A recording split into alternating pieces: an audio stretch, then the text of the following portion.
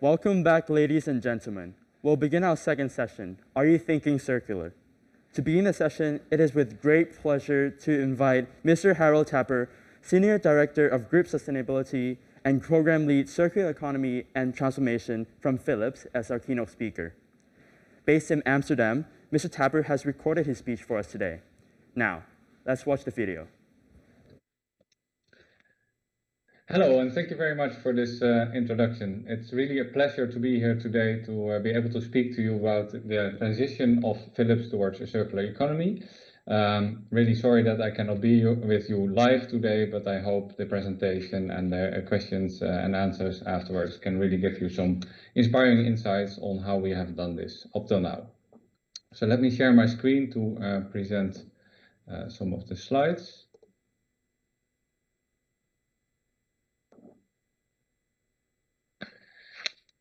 So Philips transition to a circular economy. Let me start with telling you a little bit about Philips. You might know Philips from light bulbs, television sets, and audiovisual equipment. Those are actually all spin-offs of our business that we have sold off. And over the last years, over the last decade, I would say, we as a core company have made a huge transition towards becoming a health technology leader. So we are really fully into the health technology space.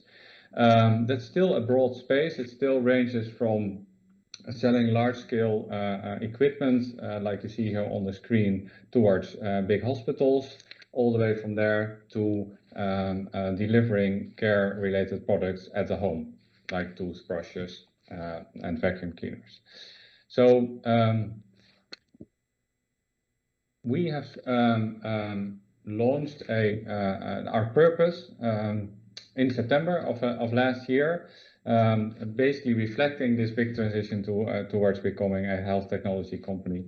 And we have now announced our integrated purpose as the ambition to improve the health and well-being of people through meaningful innovation. And we have put a tangible target on that to aim to improve the lives of 2.5 billion lives per year by 2030. So really concrete, tangible targets and quite ambitious, I must say. But not only that, we said we also want to be the best place to work for people who share our passion, promoting personal development, inclusion, and diversity. And we want to create long-term value towards our customers and shareholders. What we've also said, and it's here on the bottom of the slide, everything we do, we want to do as a responsible business in society. So rather than saying we have a sustainability program or we have an inclusion and diversity program, we say everything we do is ingrained in being a responsible business. And with that, we have designed quite ambitious targets on the environmental impact, social impact, and the way we organize our governance, so the ESG ambitions. So, and that reflects basically another step of putting purpose and responsibility at the heart of our strategy and the heart of how we do business. Now, this is not only because we believe in it, but we see actually a very interesting movement, I think, in the outside world where our stakeholders, basically all of our stakeholders, are demanding this, or that's at least how we feel this. So investors are rapidly moving towards wanting to invest in green companies, in green innovation. We have launched a sustainable innovation bond 2 years ago, where we directly connect the investment money to, for instance, research and development into circular economy.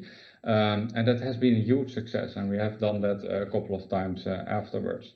And we see indeed more and more questions also at our shareholders meetings, very detailed questions on how do we take responsibility of our environmental and our social impact.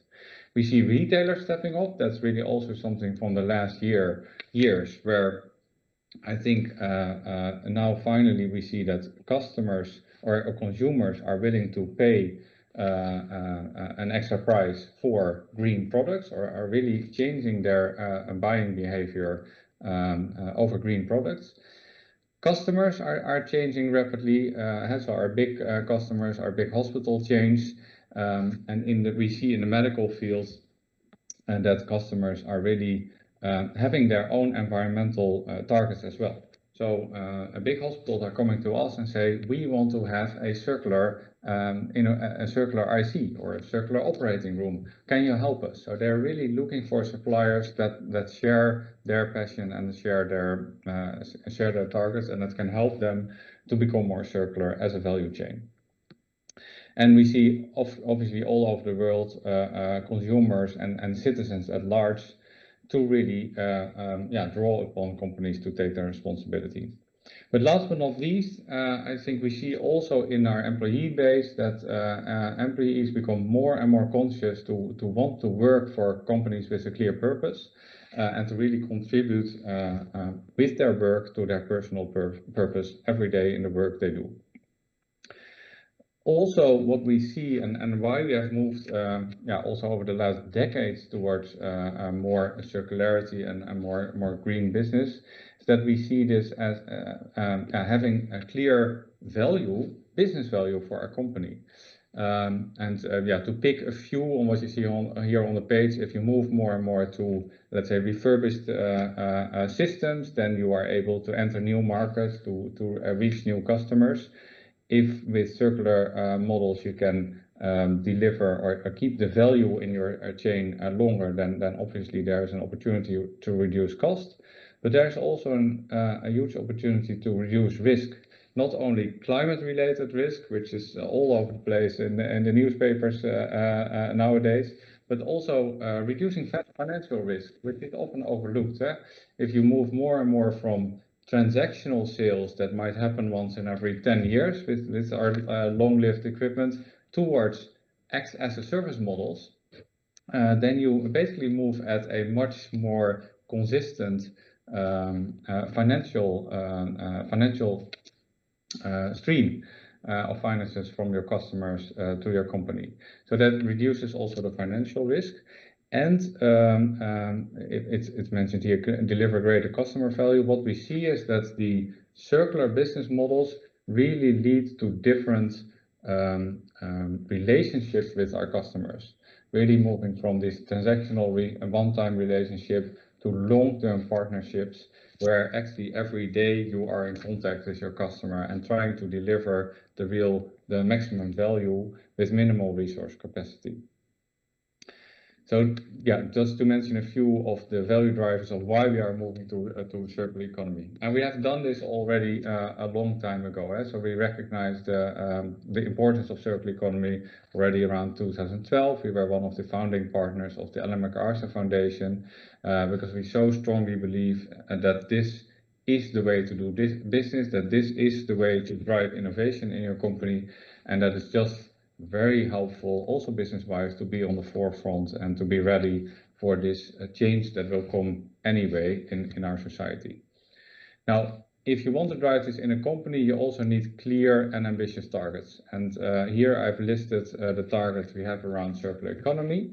So we said over the next 5 years, we want to move our circular revenue, so the revenue that we can attribute to circular products, services, and solutions, from 15% right now to 25% by 2025. And that's a huge step up. That's almost doubling, which means we really need to, again, disrupt the way we do our business internally. We also say we want to make sure that by 2025, every single new product that enters the market has gone through our stringent eco-design requirements and eco-design processes. So that's about what we put on the market. Then on our own operations, we also want to be circular. So you see that at the bottom. We want to make sure that we embed circular practices across our sites. And last year, we already reached zero waste to landfill on all our factories.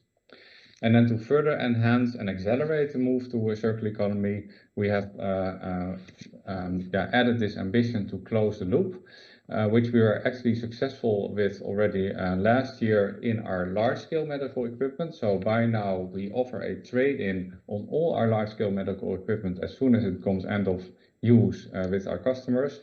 And over the next 5 years, we want to extend that across our entire professional medical portfolio. So a lot of ambitious targets. What does that mean internally? How do we look at circular economy for Philips? Now, there are many ways to close loops, as you probably No, I think the true imperative of the circular economy is really to keep maximum value or to deliver maximum value to your customers at all times while reducing your environmental footprint, so reducing the amount of material that you need for it. So that means in this picture on the right hand side that you try to move up the value ladder and move to the closer inner circles. So what that means in practice is that we always think, what is the value we want to deliver for the customer? Can we deliver that value, for instance, with software products instead of hardware? That's where it starts. Now, if then you need hardware, then how do you design it? I mentioned eco-design already. And how do you make sure that it is long-lived and that you can upgrade it, that you design for modularity, for refurbishment, etc. Now, at the end of the use cycle, we try to take a material back, we try to refurbish it. We have 2 large-scale refurbishment sites in the world, one in the Netherlands and one in the US, where we completely strip our MR machines and build them back up and put them as new again in the market with the same guarantees as we would do for new products. And if that's not possible anymore, if we cannot refurbish a complete system, then we will still take out parts that are still usable, refurbish the parts and use them in our maintenance services. And only the last resort is to think about recycling and design for recycling. Now, the ambitions are so high that we think this circular thinking and sustainability thinking needs to be embedded throughout our entire company. So most people think about circular economy in terms of asset management and indeed longevity of the equipment. But as I told you already, so we also think about software. As many multinationals, we are moving rapidly towards a more software and platform-based company. And that means thinking about what is the contribution of the software solutions to reducing our environmental footprint. And I think that's huge. I think that we think that's a big lever to get into a less resource dependent world. And it goes far beyond the use of software to enable a circular economy. It's actually a key driver. That's what we strongly believe. And we are currently working with our software businesses on how to measure that, how to evidence that, and maybe also how to bring that to our customers as a value proposition. Then it doesn't stop there. Also thinking about services. How can you always deliver your service remote? How can you always deliver your service first time right? How can you make sure that we do predictive maintenance so that our systems don't break down as much and that the uptime is optimal? And then last but not least, also embedding circular practices across not only our factories, but also our sites and offices, so that it also, if an employee or a visitor enters a Philips site, that it also breathes our ambition to become a circular economy and that you feel it in your veins, basically. Now, so I told you a lot about, I think, the what, on what are we doing in terms of circular economy. Last thing I wanted to briefly touch upon is that more about the how. So we feel if you really want to be, in the end, a 100% circular economy, a circular company, then you need to engage all your employees. And that's not easy. That is a big endeavor in itself. So for that, we have designed a sustainability transformation program where we are really focusing a lot on engaging our employees. And we do that with SharePoint infrastructure, with social platforms internally. We have now a sustainability community with employees of 8,000 employees, which is 10% of our employee base, which is huge and which just shows the enormous engagement and energy there is around all of these topics. And we, as an enabling function, try to cater that and try to sort of connect the top-down commitment with all the energy that there is in the employee base and making sure that the ideas a service, and that they are connected to the current challenges, and that people can find best practices, can find other experts, and can really team up together around the real challenges that we still have as a company. So let me stop there. I hope, in a bird's eye view, it gave a little bit of an insight in how we run circular economy in Philips.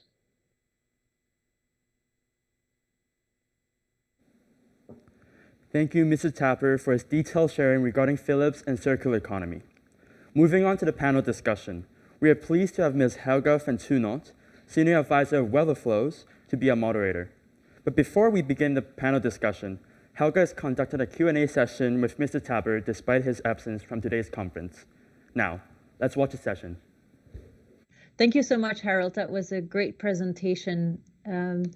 I'm sure that this is all rather daunting for a lot of people in the audience that haven't engaged yet on this topic of circular economy. So there's a couple of questions I'd like to ask you. I'm quite familiar with the journey that Philips has engaged on so far. So I want to make sure that we tease out some of the insights of the journey itself, not just of where you are today, so that it becomes a bit more tangible and relatable for our audience.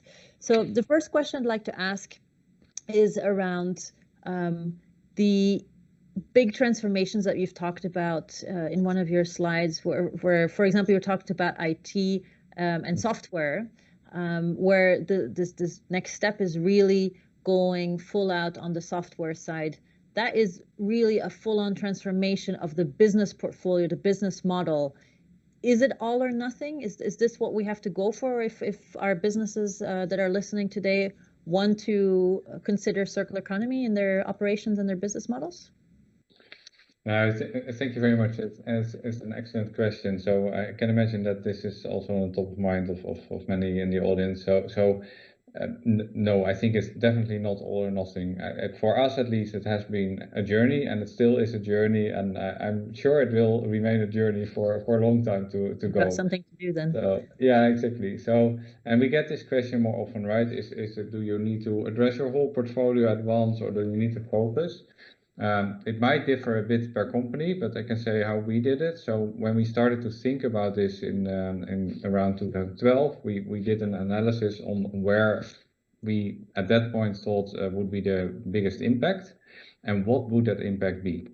Being a still quite diversified company with a diverse portfolio, there were different pockets of impact in different parts of the business. So to give two examples, for the large-scale equipment B2B business, it was really around refurbishment and take-back, because they have the big value, but also the closer relation with one customer. And then on the consumer end, we have less control over the whole value chain. So there we decided to start at the front door, so to speak, to include recycled plastics in our products. So I think that's one thing maybe to take away, that there's many ways to close the loop, and it can mean different things in different parts of your company. So if I talk about circular revenue, then there is a whole sort of portfolio of ways for different businesses within Philips to contribute to circular revenue, and that we shape that according to where we thought were the biggest pockets of impact. And so then we started, and so I think it's good to focus and start with pilots and sort of showcase that it can work, which we basically did, let's say, the first 3 to 4 to 5 years, and only recently, 3 years ago, I think, we really said, okay, now is the time to scale up, to make it more of an integral program, where we sort of try, on the one hand, try to extend the best practices across all the other businesses that hadn't started yet, and then also extended the range towards services, digital, etc. But I remember seeing actually already 4 or 5 years ago a very impressive level of professionality, I would say, in some of your circular operations. When I visited the refurbishing plant, for example, you already had lean, whatever you were calling it, but lean programs in place for the refurbishing of large medical equipment, which is not your typical high volume standardized type of processing. So would you say that it's necessary to go and optimize around that very last bit of efficiency and professionalism in every step of the way before you move to the next step, or indeed go more broadly sooner rather than later? Yeah, I would definitely say the latter. So go more broadly, also in the interest of engaging your full company, right? If we do all of this consecutively, then we might not have time for that, and it's also not necessary. So while one business might be more advanced, the other can already start and maybe goes in a different direction or a different part of becoming circular. And I think what you have seen in our refurbishment sites, yeah, to be honest, that has already started before we started thinking about circular economy, right? So there are also these natural transitions where it just makes business sense to do this, that you now sort of team up with becoming more circular as well. That's very helpful. Thank you so much. Now, one element that you touched upon, I don't know if you realize it, but you touched upon throughout your presentation multiple times, a really recurring element is your employees. The Phillips community, the internal community, and clearly they play a very important role. And circular economy, as you explained, plays an important role to them. It's important in attracting talent and retaining talent. Now, I also know from working with other organizations that sometimes it's very hard to let 1,000 flowers bloom. It's not the most obvious way to develop inputs and participation. So how have you managed that in a positive, constructive way, both for the employee and for the bottom line, if I may say? Yeah. Yeah, very good question, and I think I would go even one step further and say this. To me, this is one of the biggest challenges also over the next 5 to 10 years that probably all multinationals or big corporates have to go through, right? If you want to be truly purpose-led, then that means in the end that every single one of your employees does not only know the purpose, but understands how he or she can contribute to it, and also feels empowered to contribute to it in their daily work. So that is our imperative when we think about engaging our employees and transforming our company to a further purpose-led company. It's not easy, so I would say we are at the beginning. So I showed a little bit of the infrastructure that we are building to help this, but that's infrastructure, right, around knowledge management and exchanging best practices. In the end, it's about the people.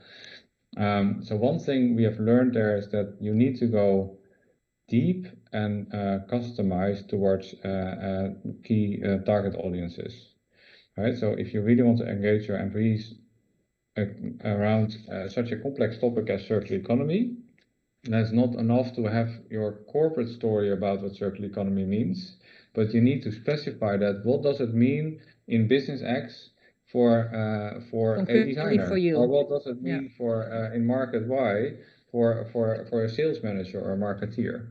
So that is, I would definitely not say we are done with that, but that's where we are now fully focusing. So last year we said, okay, one of the key target audiences is design, and we made a whole story around what is circular design in different parts of our businesses. In one business you need to design for recycling, and the other business you need to design for refurbishment.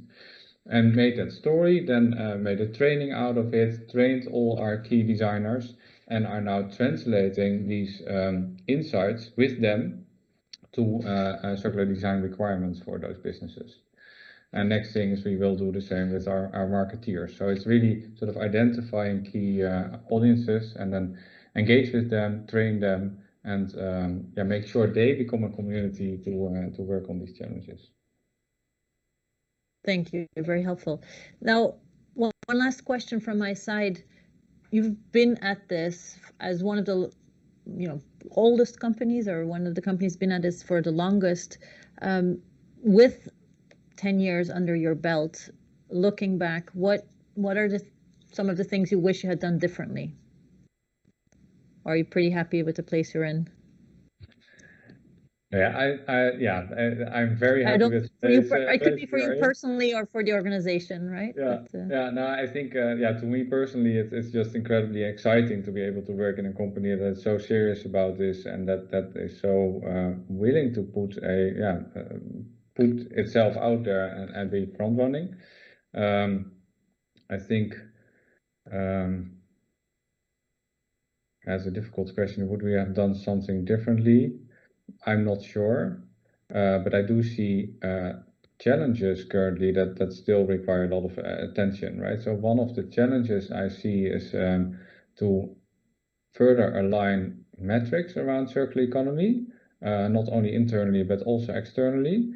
So where if you look at, for instance, climate action and climate change, there's a clear connection now to CO2 emissions. And I can have a whole college about that, but in principle there is a clear metric that everyone agrees on, which makes it so much easier to have also an open and honest conversation between corporates and governments on where to go and what is the big audacious goal and how do you measure progress.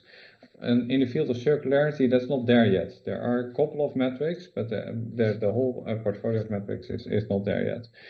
And so that's one. And the other related to that is really specifying between corporates and governments on where are the regulatory barriers where that still need to be addressed to make this transition and be open and honest about that. Is the effort that Denmark went through, for example, to review and systematically review, or maybe it's still in progress, but to systematically review all of the existing legislation in whatever field it may be for any barriers to circular economy? Is that something that should be more widespread in your different markets and manufacturing locations? Definitely. Yeah. Right, and then also the barriers might be different for different sectors. Sure. Right. Yeah. So we have teamed up in a what we call the Capital Equipment Coalition, where all large manufacturers are coming together, and we see quite specific barriers to circular economy. For instance, around a cross-border movement of refurbished parts and reused and used parts. Especially in the medical sector, but probably indeed in larger swaths of manufacturing industry. Yeah. Great. And then you talked about the importance of metrics in the relationship between a corporate and government. That's also true for the relationship between a corporate and its financial partners. Yeah. True. Definitely. So the understanding of what it means for your risk profile to have gone circular, what it means for your upstream risk, your supply risk, as well as for your market risk, that is not always well understood by various different financial partners, and so you may not get rewarded on the in terms of value or cost of money, even though you have de-risked yourself. Yeah. Oh yeah, very true. Yeah, very true. Right. But we do indeed speak a lot with our investors. So I mentioned, of course, this sustainable investment bond that our sustainable innovation bond that we launched, which was done in cooperation with accountants and banks to say, okay, given the current field of metrics, how can we get a short way of saying, okay, this is clearly money that is going into circular innovation, and that works quite well. Right, good. Thank you so much, Harold. It was a real pleasure to have you with us, and hopefully next time in person. I'm going to turn to the panel next and discuss some of the points that you've brought up and some other great achievements that they have made and to the benefit of our audiences. Thanks so much. And thank you very much. Pleasure was all mine, and good luck with the panel discussion as well. Like the previous panel discussion, if you have any questions to our panelists, please send your questions using the Q&A box. Now, without delay, I'll hand it over to Helga. Helga, please. Thank you so much. I'm going to first turn to our panelist that's not with us today. Am I going to get to see Arnold on the screen? Is he there before I ask a question? Great. Hi, Arnold. Thanks for joining us remotely. I'm gonna kick off with you, actually. You've obviously had the long experience with the Ellen MacArthur Foundation on shaping the narrative around the circular economy. So it'd be really beneficial, I think, for our audience who are not all familiar with what it is, if you'd give us a brief overview of what is this really about? Because Harold went straight into how it benefits him, but it would be great to have a step back. Yeah, thank you for the invitation, Helga. Since I hear the micro. We hear you. Please go ahead. Okay. So to answer what circular economy is, we have to elaborate first our current linear economy model. So we take resources from the ground product which we use, and when we no longer need them, for example, plastic packaging, we throw them away. So make waste. We call this a linear economy. Apparently, the linear economy has things we want to create a thriving economy and benefit everybody within the limits of our planet. So by designing our waste and pollution, keeping products and materials in use, and regenerating natural systems, we can reinvent everything. So there are the three main principles of circular economy and also the foundation of the circular economy system. So they are the three main principles of circular economy. Okay. Thank you so much for that. And Harold already touched on it briefly, but in your opinion, what is it then that our audience should be excited about? Why should they be as excited as you and I are about the circular economy? Yeah, so a circular economy aims to redefine growth path, right? So focusing on positive society-wide benefits. So we should be really definitely be excited about what circular economy can bring to us. We know the whole humanity actually faces the climate change challenges, and switching to renewable energy plays a key role in addressing climate change. But this alone will not solve the whole problem. In order to achieve targets on climate, it is critical that we transform how we design, make, and use products and food. Completing the picture through a transition to a circular economy can enable us to meet the needs of a growing global population, offering more, better food, better car, better clothes, while creating a prosperous and resilient economy that can run in the long term. Thank you so much. And we'll hear from our other panelists as well on why they are enthusiastic about the circular economy. Maybe Joshua, so as you know, a few months ago, BEC has published the first piece of research on the circular economy opportunity for Hong Kong. Now, it was full of very good insights. It did not go deeply into any particular sector. So I'd be interested in hearing from you why you think that your sector, whether you define it as luxury or hospitality or luxury hospitality, what are the characteristics that make it such a good case for going circular? Yeah, I think traditionally hospitality industry has been, when we talk about, wastefulness or, when we talk about, single use, hospitality industry is definitely the first industry that you will go for, because when you get into the bathroom or get into the guest room, everything is single use because of hygiene issue, because it's convenient. We want to, pamper our guests with things that they can take away, things like that. So same for luxury. So a lot of people traditionally have a, misconception of luxury meaning I serve everything, like on the buffet table, I serve you every, single dish that I want to serve you, and it's in a huge portion. But to us, at the Peninsula Hotels, we have been trying very, very hard to, redefine all this, especially when the luxury travelers now is expecting a different thing. And to us, hospitality industry, of course, is something that we, is core of our business. And we want to take care of our guests. And being luxury is also about, we have to be thoughtful, we have to be purposeful. So actually there's a lot of, opportunities in there, because the industry itself might be, promoting a lot of single use. And now you will see that while the journey goes along, we are no longer talking about single use. Everything that we're talking about is how can we be more long-term? And also on a luxury standpoint, we actually want to design or build our hotel to stay for long. So things like that is, the concept itself is actually make us to think long-term. Yeah. Thank you so much.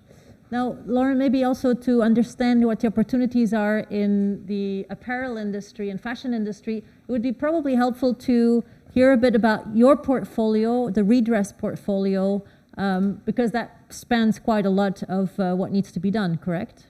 Yeah, absolutely. So, I mean, it's quite well known the fashion industry is one of the most polluting industries worldwide. So there's a huge amount then of opportunity all the way across the value chain in terms of what we can do for circularity. Where Redress focuses is on textile waste. So to give some background, in Hong Kong, every single day, 339 tons of textiles goes to landfill. And half of that is clothing, so about 170 tons of clothing every single day. So Redress, we're an environmental charity set up in Hong Kong. We have two major programs. Our first is the Redress Design Award, which is the world's largest sustainable fashion design competition, where all of the designers' collections are made using waste materials. And the second, which is the program that I work on, is our circular fashion program, which actually looks locally here in Hong Kong at clothing waste, so post-consumer clothing waste especially, and how we can reduce the waste going to landfill by increasing the reuse, resale, and recycling of clothing here in Hong Kong. So we'll come back to your program, but why does something like the fashion show, which Redress is probably most famous for, why does that design competition, the fashion show, matter so much? Yeah, so the Redress Design Award has been running for 11 years now, and it was really founded on the basis of a statistic, which is that 80% of a garment's environmental impact is locked in at that design stage. And we know in the circular economy as well that design and good design has a huge role to play. Things like design for repair, design for recyclability, design for multi-use.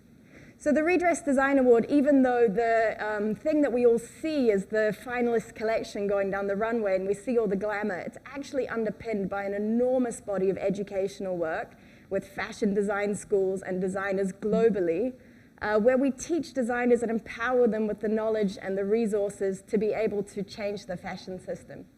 Thank you. So from the glamorous to the bulky and dirty, Daniel, your company processes complex waste streams like batteries, like waste lubricants, and a lot of this industry was built around the necessity to handle these waste streams safely. So to make sure they don't get dumped in the ditch, they don't get burned in somebody's stove at home. We want to make sure that everybody stays safe, but in the meanwhile, there's a lot of value extraction that's happening with these waste streams. So what drove that changeover? Well, first of all, I think we all here believe in circular economy. That's why we're in this event. So we don't need to preach you anymore. But back in 28 years ago, when I started the business of recycling lubricants, it was quite a challenge. What drives me into that industry is very simple. It's good business sense, but in a long way. Mm-hmm. You don't expect that to happen overnight, but realizing that there's value, just like you mentioned about the fashion material or textile, that's value in it. If I could devise a process to recover that value, that's good business sense for me and for the economy, as well as for the government and for the public.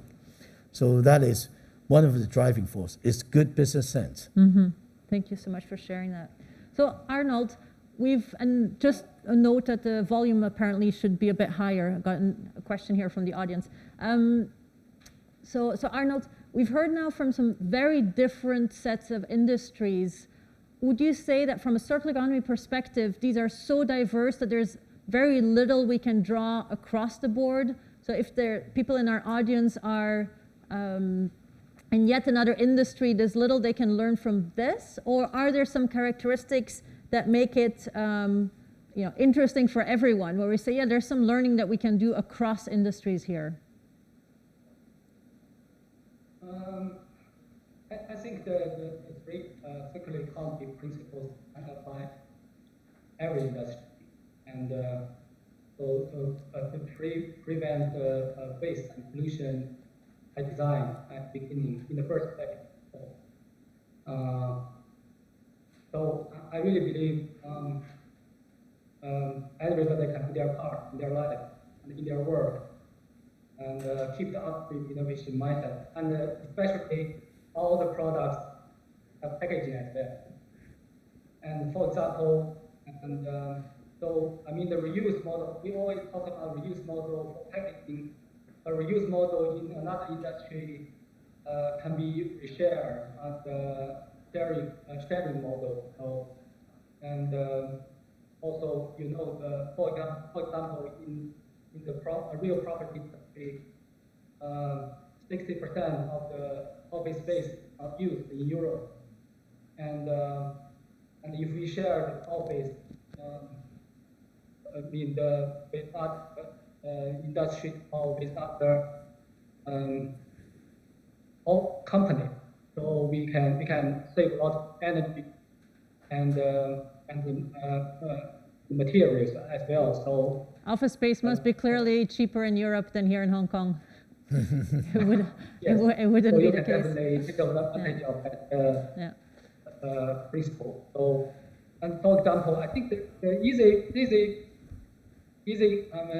things we can do as a consumer actually is to reuse. I mean, we'll apply the use model in every possible scenario, bring cars to work, and taking public transportation. And I really believe everybody can do a lot either in their work or in their life. So should we conclude that the circular economy is something that pretty much everyone in our audience today could run with, could consider running with? Yes. Are there any caveats? Are there any risks if you just get going? Any warnings? I don't see any risk related to applying the circular economy principles in daily life. I think in the current situation, we haven't applied enough in our work and in our life. We don't keep the design mindset of circular economy design mindset when we do our business, right? So, and also we don't have a upstream innovation mindset when we design our packaging. You know? So to prevent waste and pollution, I mean, in the first place. Thank you for that. Now, Joshua, staying with this idea of how do we go about applying circular economy in our own organization, so beyond the theoretical concept, you've been involved in developing the, let me get the name right, the Sustainable Luxury Vision 2030, quite something for the group. Now, how hard is it to reconcile this circular economy framing, which is rather demanding in many ways, with everything else that you've got going on in there? So how do you put it on top of your other principles that you're trying to follow? Is it instead of? Is it along? How do you reconcile? I think the whole idea of circular economy is definitely something that we see very important in the next 10 years. That's why in the next 10-year strategy, I think this is one of the key commitments that we have. And also, I think but unfortunately, I think traditionally a lot of people is not aware of this term. So if you go out to 8,000 staffs that we have globally, to be honest, I think less than 1% would understand what is circular economy. So traditionally, they thought they have done a great job by recycling, reusing, or try not to, reduce. So they thought this is the model that we're gonna apply. So now our team is working very hard to see how can we instill this framework of circular economy, because this idea is actually a very easy to understand idea, but how do you pitch to our staff and also our local champions to say, okay, this is the model that we want to use, and at the same time they will be scratching their head saying that, oh, I'm not sure what kind of projects that I can do because I have been doing recycling already, so what else I can do? So I think what we're trying to do is my team has been trying very hard to, solve the puzzle together with them. So we walk the journey together with them. We identify some pilot program across the globe, and then we can, later on, once we show that, okay, this is how we showcase, circularity. And then maybe later on, you can work with other local partners to see we can, drive other similar projects. So this is how we, try to instill the mindset first, and then walk the journey with them. Mm-hmm. Thank you so much. So Lauren, in the work that you're doing, so really in trying to extend the usage of garments, of apparel items, is the biggest challenge more also on the mindset side, or more is it a set of technical challenges that you're dealing with? I would say our biggest challenge in terms of our program here in Hong Kong, and especially being a nonprofit, is just the sheer scale of post-consumer waste. 170 tons of clothing every day, and the manpower and the logistics that it requires to actually sort through and redistribute those clothes for reuse and recycling. But then there is a very clear technical challenge, and that is actually the recycling element. What do we do with those clothes that can't be reused because they're ripped, stained, or broken, or because they're a category of clothing that charities don't want, like used underwear or used sleepwear? Actually, in Hong Kong, that is an enormous challenge for us because there are no local recycling or downcycling facilities that are able to process the volume and type of waste that we're collecting.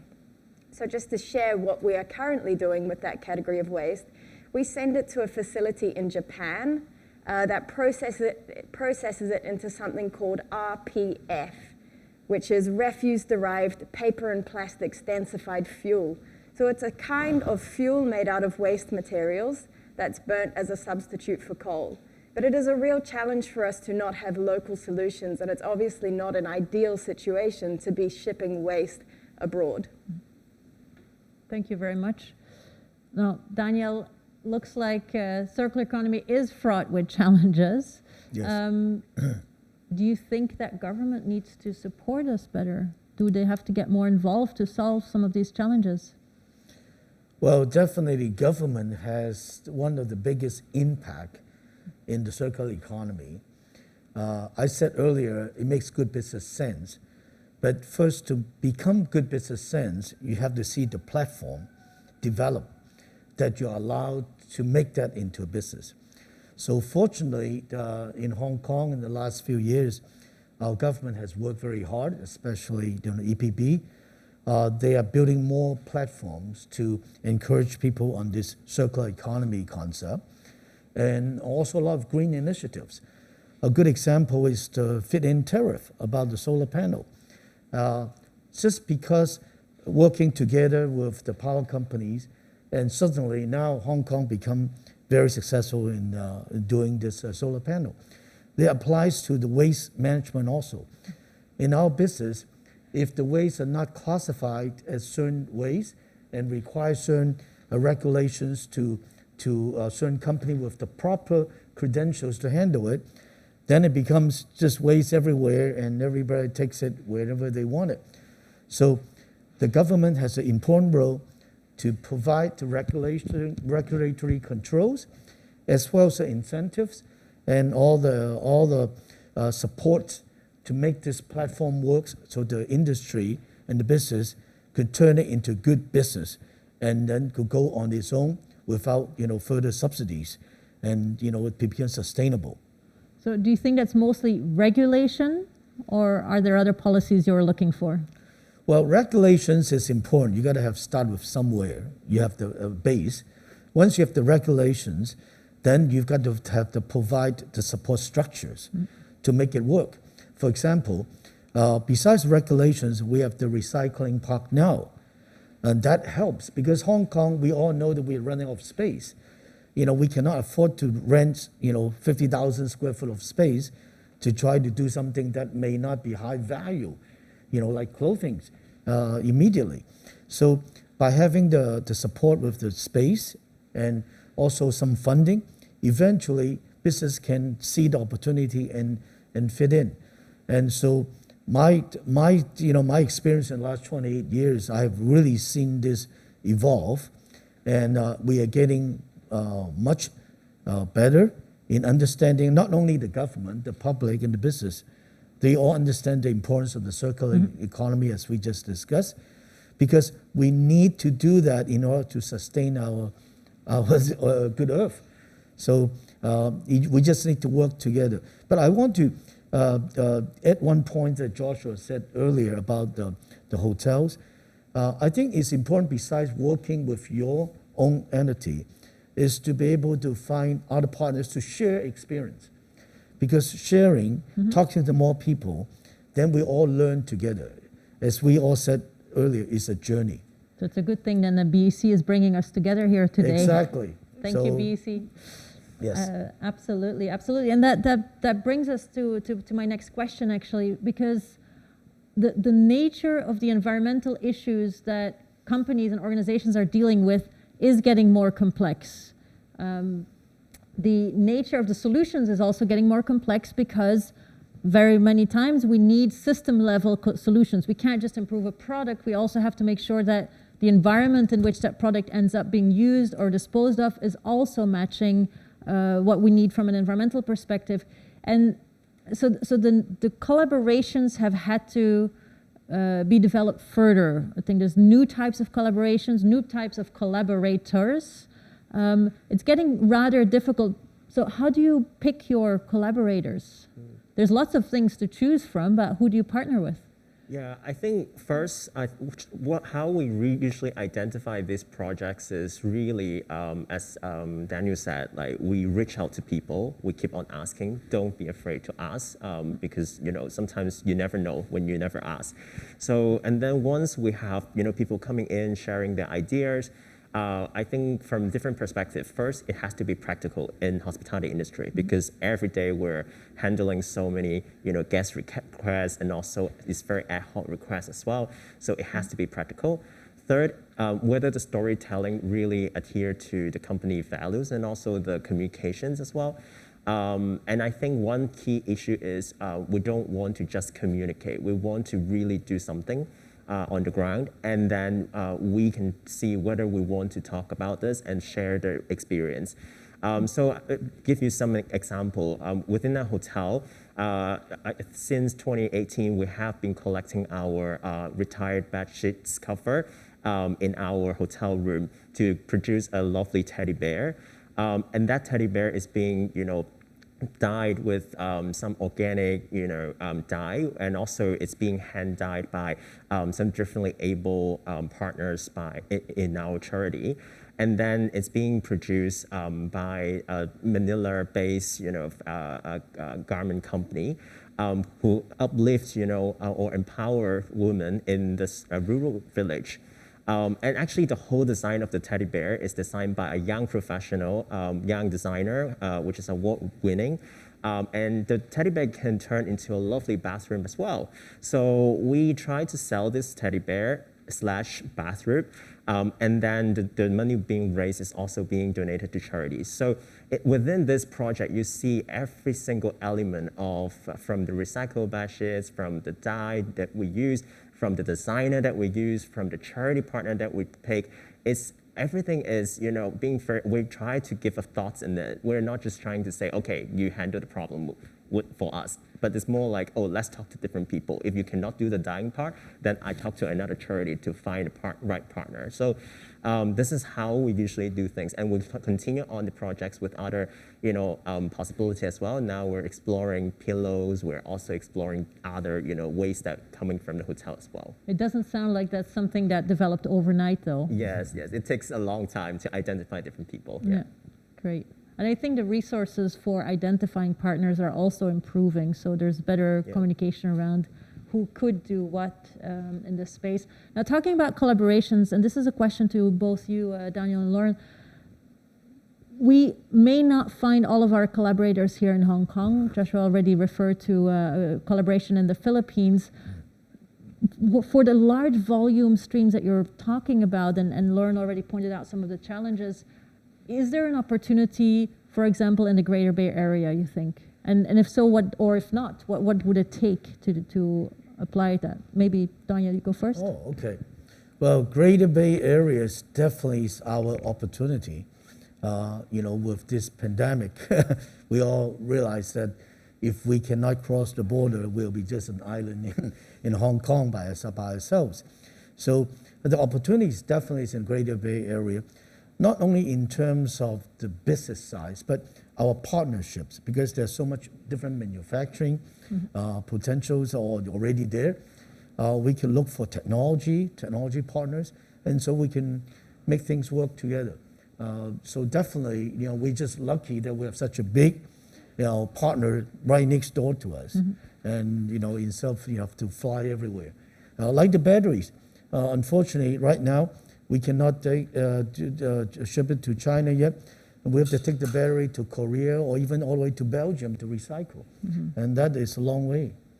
But Belgians, they're good. I'm Belgian. So Lauren, could you just bring it into China?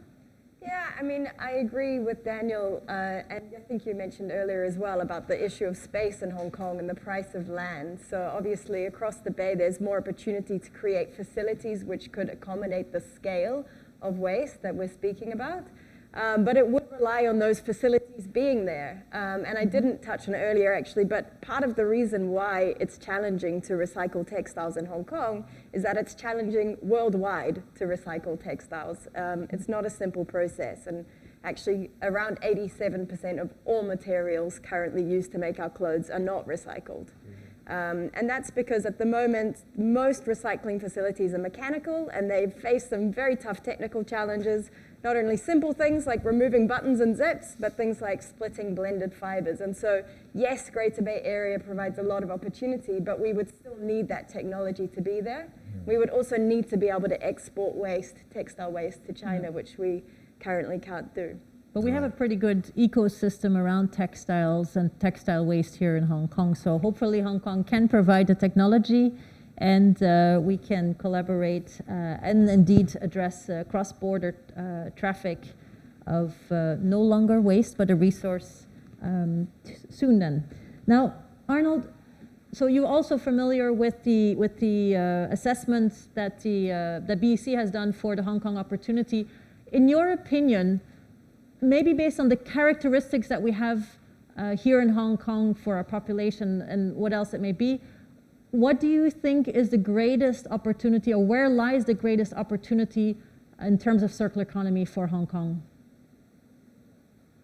Thank you, Helga. So due to time limits, I haven't looked through the report, actually, to be honest. But circular economy cities focuses on opportunities in 3 key urban systems: buildings, mobility, and products. From my personal opinion, I think Hong Kong has great potential for applying circular economy principles for products, especially. And I know Hong Kong, after the banning of export of waste to the mainland, a lot of things happened. You have been built many recycling facilities for packaging bottles, HDPE bottles, PE, and also cartons, etc. But also, I believe Hong Kong can also encourage companies to put more efforts on upstream innovation and to prevent waste and pollution from appearing in the market in the first place. You can, I can give you an example. After the banning of export waste to China, Korea actually immediately signed a contract with 19 companies in Korea to eliminate PVC labels and also colors on the bottles. With those 19 companies. So they apply the upstream innovation mindset or methodology to to encourage companies to facilitate their recycling by design. And also, I think Hong Kong can do similar things to encourage importers and the companies to focus on upstream innovation, to apply, elimination and to encourage reuse models in the city, and also to encourage the design for recycling if we have to reuse also packaging of products in the city. Thank you. Thank you. One last question before I go and open it up to the audience. Do you think that the recovery post-COVID will indeed be a green one or even a circular one? Very briefly, Daniel. Well, I think I'm very positive that it will be much better, more greener, because with the COVID pandemic, I think we all realize that how fragile we are, how much we need to really look at all the details, all the tiny little bits of actions we're doing. It's all linked up. Yes, it's all linked up, or either we all survive, or we're going to be all in trouble. Thank you. Lauren? I think in the fashion sector, a lot of the pressure to go circular is coming from consumers, and consumers certainly haven't been discouraged by COVID. If anything, they've got more energy. And so I think that pressure from consumers and governments and media on brands is still going to be there post-COVID, and that's what's going to encourage brands to turn green in the recovery. Great. I think COVID have given us some really humble experience. This has really triggered us to rethink how we're gonna live our life. But the good news is people really love traveling. So obviously, hospitality industry has to, when people come back to our hotel, we're gonna have to offer, a slightly different, experience to them. Maybe it's a sustainable luxury, experience, and that's probably is our guests expecting from us as well. Thank you so much. Arnold, any thoughts on that? Yeah, post-COVID recovery will be greener than before, I believe. But it may not be easy. I can see circular economy is mentioned more often on the agenda of more people, businesses, as well as fragmented actions are taken, focusing on recycling mainly. However, the systematic change driven by design is not happening yet in many countries and regions. Yeah. And we need to see concrete roadmaps and strategies instead of just and high-level guidelines. I don't see a lot of concrete actions happening yet. Yeah. That is in China. I think I'm with you. I feel that we're using sustainability as our consolation, but not yet as really the foundation for a fundamental change in our structural solutions, in how we structurally address things. Apologize, my mask keeps sliding up. So we're going to open this up now to the audience. If you haven't done so yet, make sure you share your questions through the Q&A, whatever it looks like. Can I start taking some? That's good. Or do you need to invite somebody first? Good. I can go ahead. Yeah.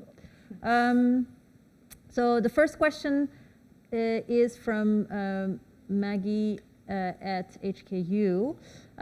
Could the panel share their thoughts on whether the understanding of reducing waste and efficiency gains, which is useful, how we can stay in that approach, because that won't help us really reach absolute reduction targets.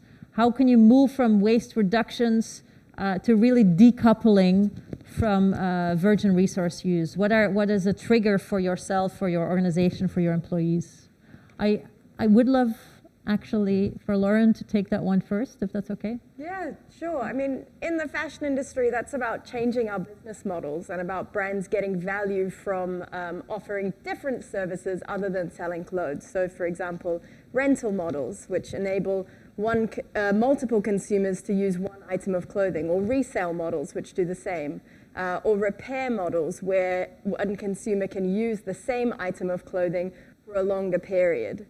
So one of the concerns that we do get from brands when we go and speak to them is that, hey, but hold on, selling clothes is how we make money. So it's all about how can we rethink the way that you create value in your organization? How can you get more value out of a smaller quantity of goods overall? Thank you. I think. Well, I like to share the point that, earlier Harold from Phillips mentioned a very key point is by design. Everything's got to come from design. So somebody have to recognize importance and design it so we could reuse it, recycle it to create a circular economy. Without the design, we just making things. So it is very important. But in order to have the design thinking start, so we need to educate people to appreciate, so create the business opportunity. So people willing to pay for a good design that lasts a longer time, parts can replace, repair, rather than, oh, this is a cheap product online I buy, and so it's no good, I throw it away. So the whole mind shift has to take place, and big companies who manufacture products need to communicate with their clients, to shareholders and stakeholders to make the value, to create the value for everyone. And a related question there, is there actually a cultural change happening? And maybe Joshua, you can take that one. Are consumers still hesitant with the use of recycled goods or recycled materials or reused goods, or is it actually already changing? Well, I think definitely it's changing. There's more and more, guests or even like our customers comes to our hotel, they will ask questions on sustainability. So definitely, I think the mindset is getting there, but we still haven't have a very urgent, a lot of like all guests were gonna, comment on our sustainability practices. So it's still evolving slowly, I would say, in the luxury hospitality sector. Yeah. Thank you. And I just got the signal that we only have time for one last question. So it's a challenging one. So I'll let you guys pick who wants to answer that one. But how long is long term, and especially how is value defined from whose perspective? Anyone like to take that one? I know it's not an easy one to finish with. I think maybe I can go first. So I think value to us is really how we can create value for the company, and of course, because we are hospitality services, right? We take care of our guests, so we want to see how we can create value for our guests as well. So I think most of the time when our guests come to our hotel to stay in a hotel, we basically say this is a luxury hotel experience. We never market it as like sustainable experience, because after all, it is about how our brand's going to connect with our guests. So how we create value for our guests is really we're taking care of their carbon footprint, water footprint, or other waste management, et cetera, at the back of the house. So we're not compromising our service standard, but at the same time, we're taking care of our guests. So these are how we're gonna create long-term value for our guests and also for the company. Thank you. And I think, Daniel, last word? Okay, I think creating value is like we were doing a business in a customer relationship or investor relationship type of business. You need to make sure people understand, and then you help you to create that value. People like, I want to buy that because it feels good, like advertisement. So we need to go into this advertisement of value creation for recycle, for circular economy and sustainability. Yes, thank you so much.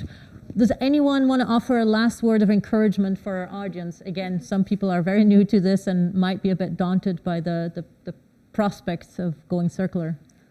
My point is, don't get discouraged. It's a long journey. You're not going to jump from here to heaven in overnight.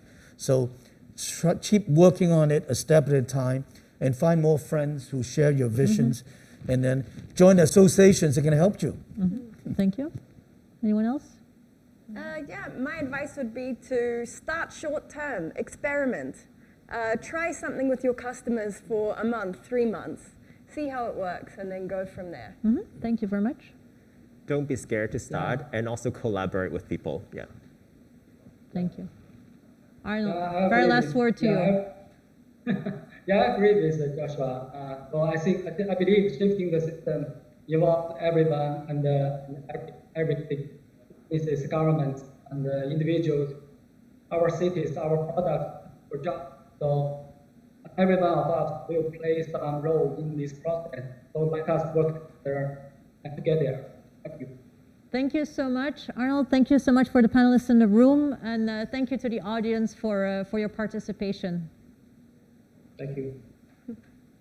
Thank you. Thank you. Thank you to our speakers and moderator for the informative sharing with insights from multiple sectors regarding circular economy.